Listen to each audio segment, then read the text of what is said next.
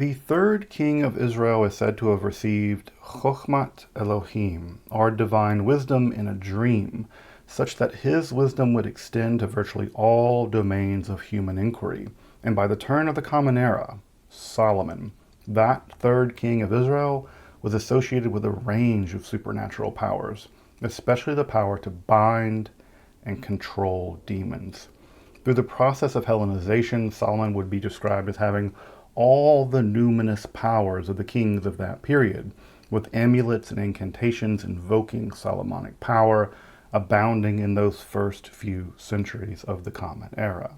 And by the rise of imperial Christianity in the 4th century, Solomon was firmly ensconced in the popular imagination as supernaturally wise, powerfully controlling demons, and the origin of much, if not all, occult knowledge. But what was the source of these supernatural, even magical powers wielded by Solomon? The emergent narrative during this period was that those abilities were bound up in a ring of power, bearing inscriptions or a divine signet seal given to the king by angels or by the divine, which ultimately gave Solomon his magic, but also led to his own degradation and ruin. What do we know about this mysterious Ring of Solomon? How was it made? What were its powers? And what exactly was it that made it so powerful to begin with? And how did such a corrupting ring of power enter into both occult practice through the ages, but also the wider public imagination, from Solomonic magic to J.R.R. Tolkien? Make sure to subscribe here to Esoterica for weekly explorations and topics of esoteric history. And if you'd like to support the work of providing evidence-backed, free, and accessible content like this, I'd hope you consider checking out my Patreon or pick up some of the cool merch that we have available on the channel. If you're new to the study of esotericism and you want a reliable lay of the land, make sure to check out my study guide. And if you're interested in historical books on topics in the occult and the mystical, like actually historical books, check out Esoterica Rare Books, our bookstore. You can also find all of those links in the description and in the pinned comment below.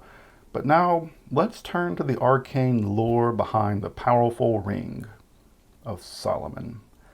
I'm Dr. Justin Sledge, and welcome to Esoterica, where we explore the arcane in history, philosophy, and religion.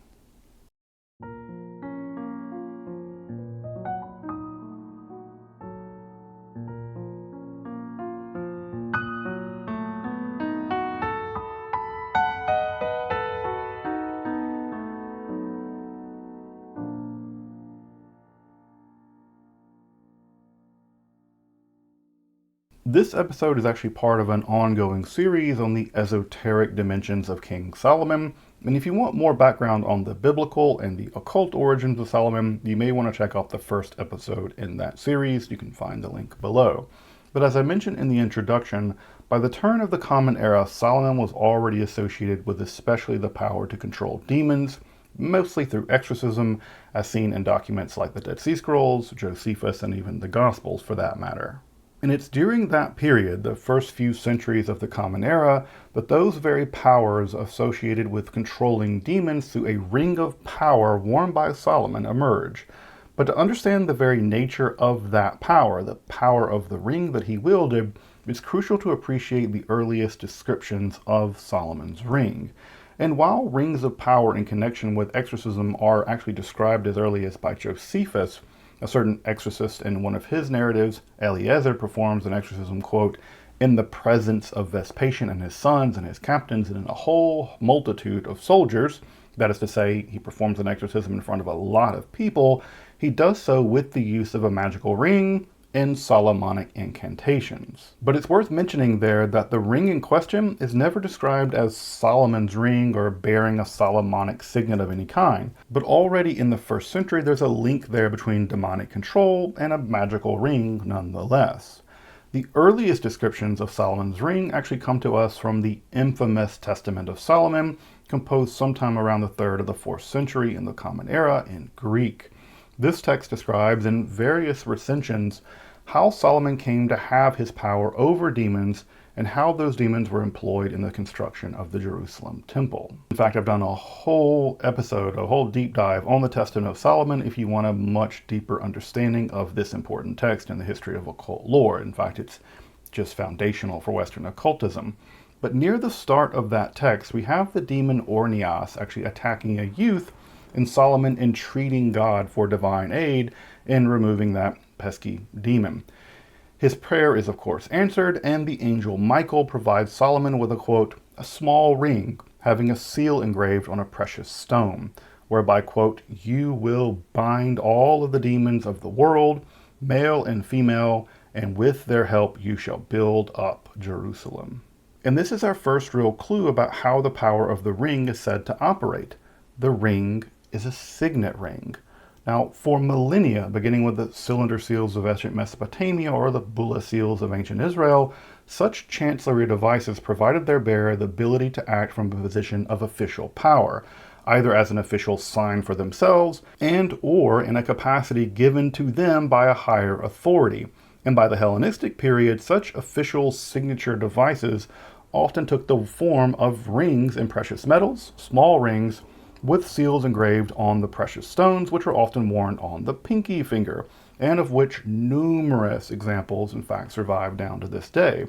Thus, the Testament of Solomon is describing the angel Michael providing Solomon with just such a Hellenistic-style signet ring, bearing an authoritative seal, which compelled those under such sovereign power, in this case demons, to act as if Solomon himself bore just that sovereign authority. In other words, Solomon is given a ring that gives him the authority of either Michael, the military general of the divine army, which would make sense given control over demons, or perhaps even more provocatively, the power of God, and thus through divine authority in the exercise of the ring's power.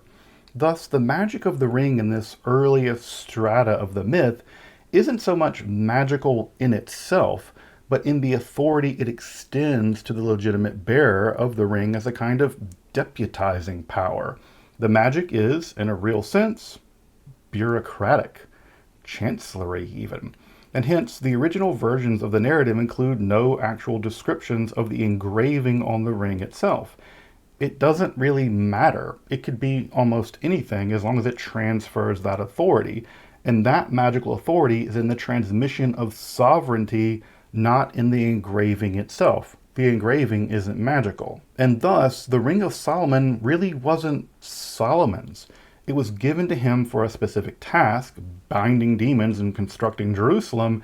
And beyond those tasks, there's no sense that it would have had any authority whatsoever. Of course, this very bureaucratic form or bureaucratic notion of the ring's power wouldn't endure very long because that's frightfully boring, and eventually the ring itself, or specifically the seal on the ring, would quickly acquire magical power in itself because we would want said power. And the manuscript traditions of the Testament of Solomon bear this out with numerous texts, including further notes, interpolations, and even drawings variously depicting the so-called Seal of Solomon. Though, again, strictly speaking, that's a misnomer, given that the seal wasn't stricto sensu Solomon's seal, or if it were only given power by divine authority, and thus, in some sense, it's not originally Solomon's seal. But various seal images do end up appearing in the manuscript tradition, depicting various configurations of stars, divine names, especially the name Sabaoth, a divine name associated with angelic armies, and thus pretty appropriate for controlling demons, along with a few more elaborate devices.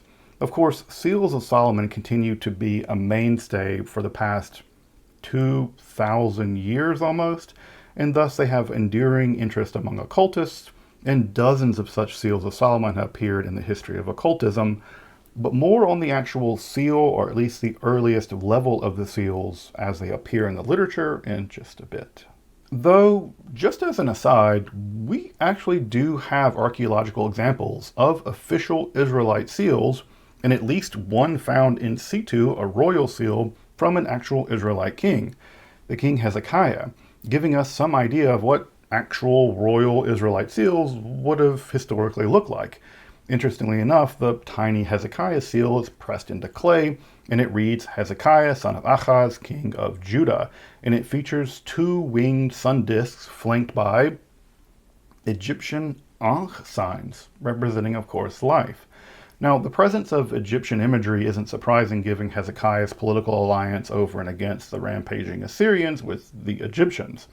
But for a king, often, at least in the Hebrew Bible, associated with extreme Yahwistic piety, the presence of Egyptian pagan imagery is here pretty conspicuous, maybe even shocking. But many of these Bula seals have been found, including the famous Lamelech seals, and along with other royal seals, in fact one perhaps of Achaz with his fingerprint perhaps even on it, and these offer us a far better insight into more historically realistic Israelite royal seals.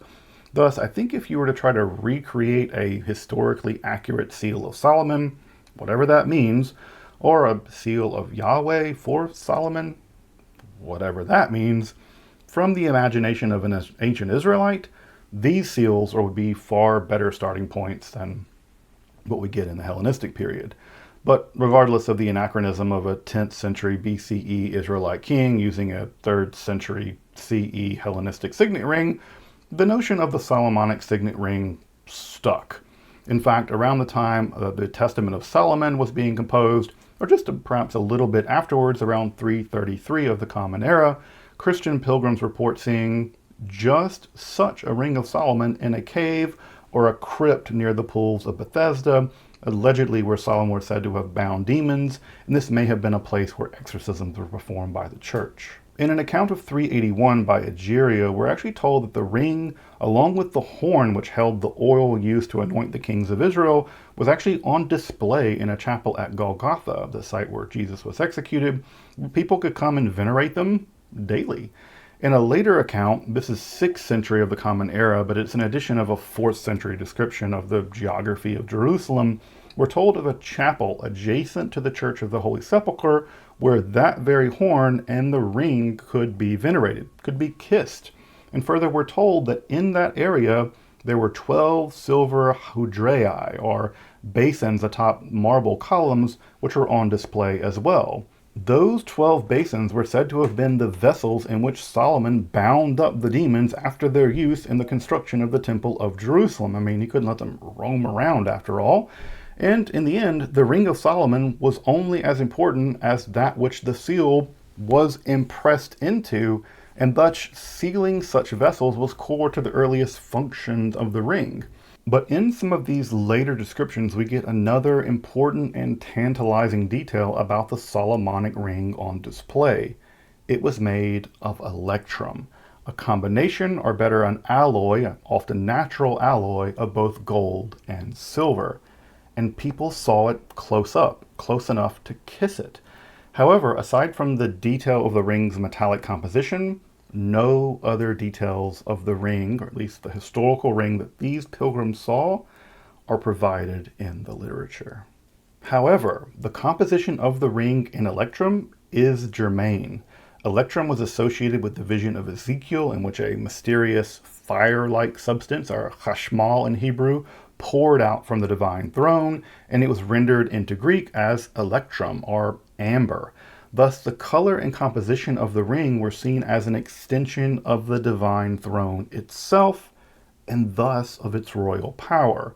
Secondly, electrum as an alloy of both the gold and silver, and thus of a combined dual nature, was a popular symbol for Jesus, who was both thought of as holy God and holy man. But this connection with electrum and the very bottle said to have held the demons bound by Solomon, in fact, deepens. Curiously enough, the Egyptian alchemist Zosimus mentions that Solomon had forged 7 electrum vessels, kule in Syriac, but probably hudrei in Greek, inscribed with inscriptions in which he bound demons. Zosimus was also very impressed with Judean metallurgy. In fact, it, along with Egyptian metallurgy, were the only 2 traditions of metallurgy he respected. And his mention of Solomon is conspicuous. Further, we're told that these vessels were stored in an abyss, or a tehom, deep beneath Jerusalem. And this is a long-standing idea in Jewish mythology that Jerusalem itself is a kind of cap over the underworld primordial waters out of which creation itself are said to have been forged. These 7 vessels were probably associated with the astral or planetary demons, a feature that will become crucial as Solomon the Exorcist becomes Solomon the Astrologer Magician. And thus, their being made of electrum has, at least for Zosimus of Panopolis, astrological, alchemical significance, with the noble metals of the sun and the moon most apt for binding all the other planetary demons. Indeed, the shift to Solomon the Astral Mage will probably be the very next episode in this series, so stay tuned for that. Also, if you're interested, I've done a whole deep dive episode on the Egyptian alchemist Zosimus of Panopolis, who is just fabulously interesting, so if you want to check that out, take a look at that. However, following the conquest of Jerusalem, first by the Sasanians in early 614, and then not long after by the Rashidun Caliphate in 638, the relics associated with Solomon by Christians, that is to say the horn, the electrum vessels, and the famed ring, they all vanish from history. We don't have any more documents of pilgrims seeing them. However, the Solomonic ring then becomes the object of Muslim fascination. While not explicitly mentioned in the Quran, Surah 38-34 and following seem to contain a memory of Solomonic ring lore, whereby he loses the ring and thus his powers with a demon reigning over Jerusalem from some period of time. And these such legends are found famously in Jewish texts, most famously in the Babylonian Talmud at Gittin 68a and following, but also in various midrashim, but also in the tafsir, or commentary literature on the Quran. Again, I've discussed the Talmudic legend in the previous episode to this one if you want to check that out.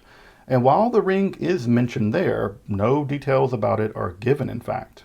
However, in the Islamic tales or lives of the various prophets literature, more details on the ring abound.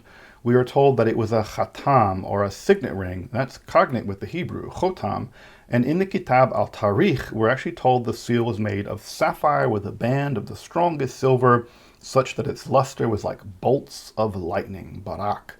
Further sources also tell us the ring was originally given to Adam before it was given to Solomon, thus linking the Adamical power of the ring with Solomonic power later on. Further, magical inscriptions on the ring's 4 sides can control variously shaitans, animals, kings, and various aspects of nature, including trees, plants, mountains, and the sea. Shaitans being demons, of course.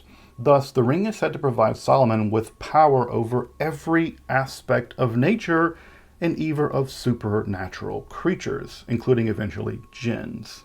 Other sources have it perfumed as with musk, a fragrance associated with paradise in Islam. Indeed, the ring itself becomes increasingly metaphysical as the legend develops in the Islamic context, almost like a glowing ring of color, of pearly star as the texts have it, with an inscription which wasn't written on by a calamus or a quill or even an engraver's tool. The mystical or supernatural engraving can also be found in the Talmud, with the divine name, Yod-He-Vav-He, alone somehow persisting upon the ring without ever having been engraved, thus giving the signet ring its authority. And while the nature of the ring would remain mysterious, traditions about it would emerge in the various kinds of metals into which Solomon would be said to have pressed his signet.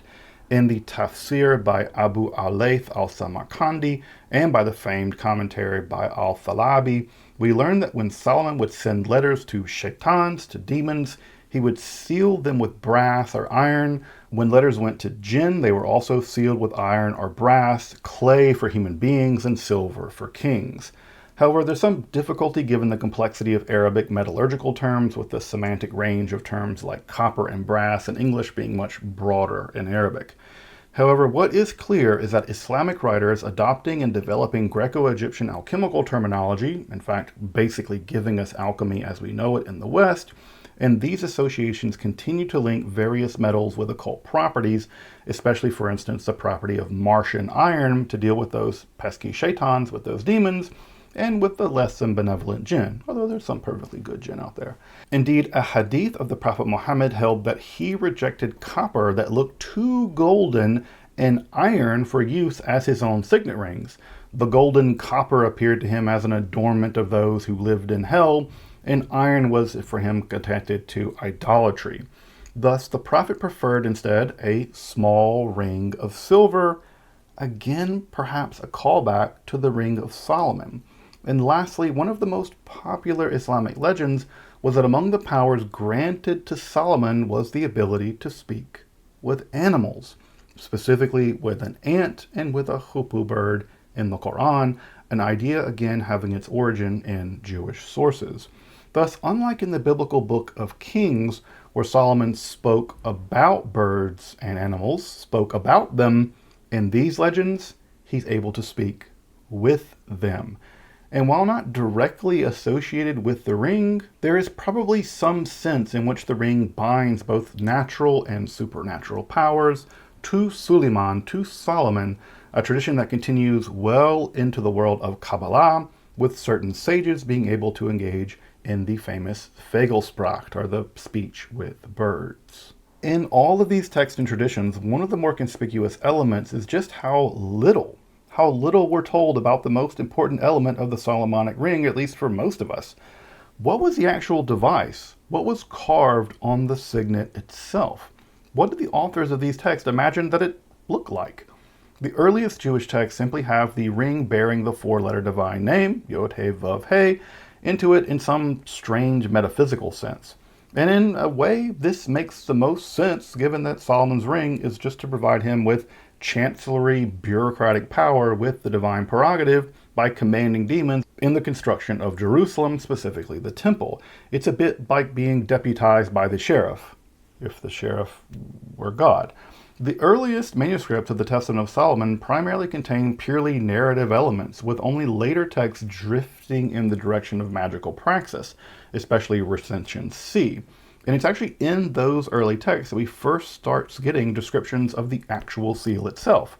And it's an editorial nightmare. There's virtually no agreement on the nature of the seal. The earliest manuscripts simply have a pentagram. Later versions include long strings of magical words of power, mostly Hebrew divine names written in Greek letters without an image. Further seals include both images and words of power, and later versions become all the more complex and frankly Baroque still. One version even has 12 separate seals, one or all of which, it's not clear, may be the seal of Solomon, or maybe different seals of Solomon to do different things. Even the material of the ring in this literature isn't agreed upon, from virgin wax covered with parchment written upon with various magical words, to a range of precious metals used to make the ring. The pentagram, as the seal of Solomon, would actually prove to have enormous staying power in the Islamic world. It even appears to this day on the flag of Morocco. The six-pointed star, or hexagram, however, was also associated with the seal of Solomon, but a bit less so. Indeed, the specific association of Judaism with the six-pointed star, a motif actually employed universally among Christian Jews and Muslims in the Middle East, actually only took root in the 17th century in Prague, where it was eventually adopted by Eastern European Jews more generally in the following centuries before becoming adopted as the flag of Zionism in 1897. In fact, the official name of the Jewish hexagram isn't even the Seal of Solomon, or Chotam Shlomo, but Magen David, the Shield of David, thus revealing the historical disconnection between the hexagram and the Seal of Solomon, at least in the Jewish imagination. Of course, the hexagram shows up in Jewish magic, but it's frankly just ubiquitous in magic, given its geometric symmetry and other features. You see it in every form of magic. The Seal of Solomon found in later magical texts, such as the Lesser Key of Solomon, are much more emergent from the world of European astral and clerical necromancy.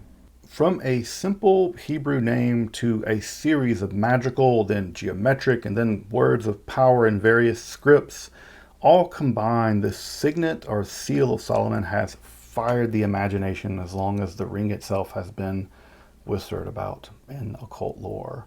From Plato's Ring of Gyges to the ring cycles of Germanic lore to Tolkien's Rings of Power, the Ring of Solomon serves as one of the fundamental bases upon which magical objects continue to fascinate us, and by which occult practitioners to this day continue to deepen their own spiritual praxis.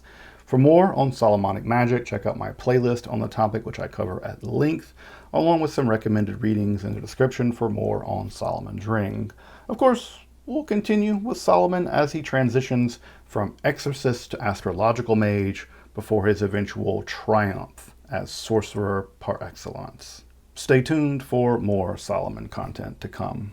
Until then, I'm Dr. Justin Sledge, and thank you for watching Esoterica, where we explore the arcane in history, philosophy, and religion.